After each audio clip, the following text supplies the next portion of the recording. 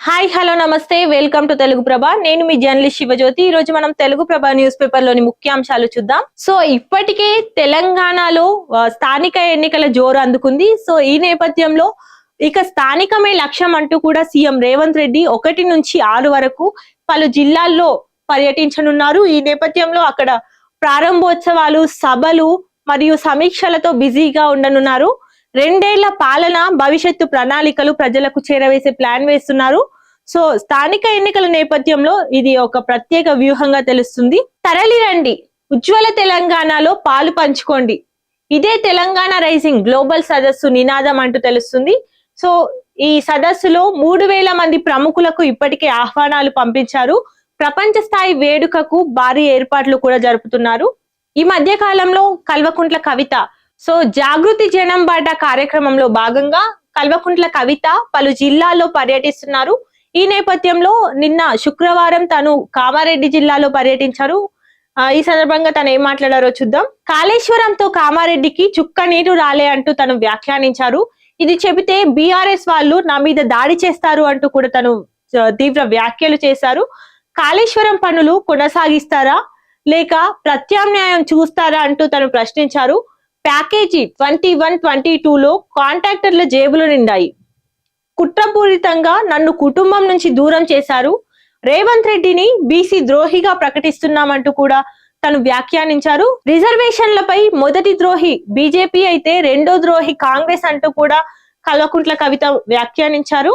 రాష్ట్రంలో స్థానిక ఎన్నికల నిర్వహణ కోసం జీవో 46 విడుదల చేసిన విషయం మనందరికీ తెలిసిందే. ఈ నేపథ్యంలో పంచాయతీ ఎన్నికలపై స్టే ఇవ్వలేమంటూ కూడా హైకోర్టు స్పష్టం చేసింది.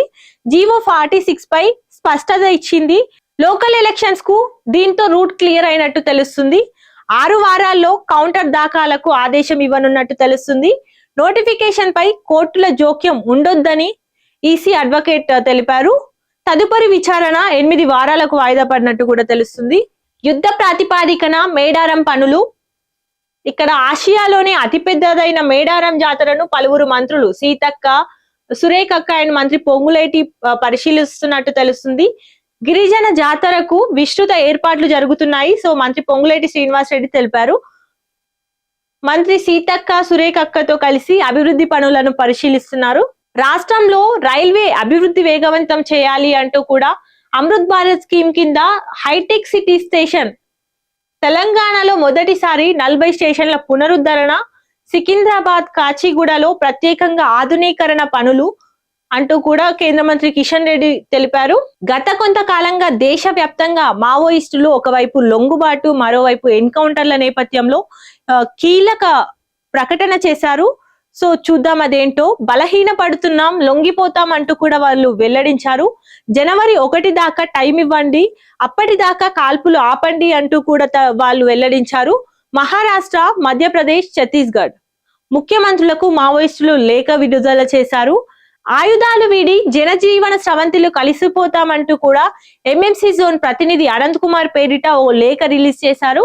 సో జనవరి 1వ తేదీన వారు లొంగిపోతున్నట్టు కూడా తెలుస్తుంది. నిరుపేదల కడుపు నింపుతూ సన్న బియ్యం ఉచిత పంపిణీ, సబ్సిడీ ధరలతో మరికొన్ని సరుకులు, ఈ పోస్ మిషన్లతో పారదర్శకత, పాఠశాలల్లో పిల్లలకు పోర్టిఫైడ్ సన్న బియ్యం అందజేస్తున్నట్టు తెలుస్తుంది. ముందుగానే ధాన్యం కొనుగోలు కేంద్రాల ప్రారంభోత్సవం, రైతుకు ఎప్పటికప్పుడే బ్యాంకు ఖాతాల్లో డబ్బు జమ చేస్తున్నట్టు తెలుస్తుంది. సన్న బియ్యం పండించే రైతులకు అదనపు బోనస్ కూడా ఇవ్వనున్నట్టు తెలుస్తుంది. ప్రజారోగ్యానికి ప్రణాళికలు వేస్తున్నామంటూ కూడా ఇక్కడ టిపిసిసి చీఫ్ మహేష్ కుమార్ గౌడ్ తెలిపారు. డాక్టర్లు కాంగ్రెస్ కుటుంబంలో చేరడం చాలా సంతోషకరం అంటూ, మరియు డాక్టర్ల సంక్షేమానికి కాంగ్రెస్ పెద్దపీట వేసింది అంటూ తను తెలిపారు.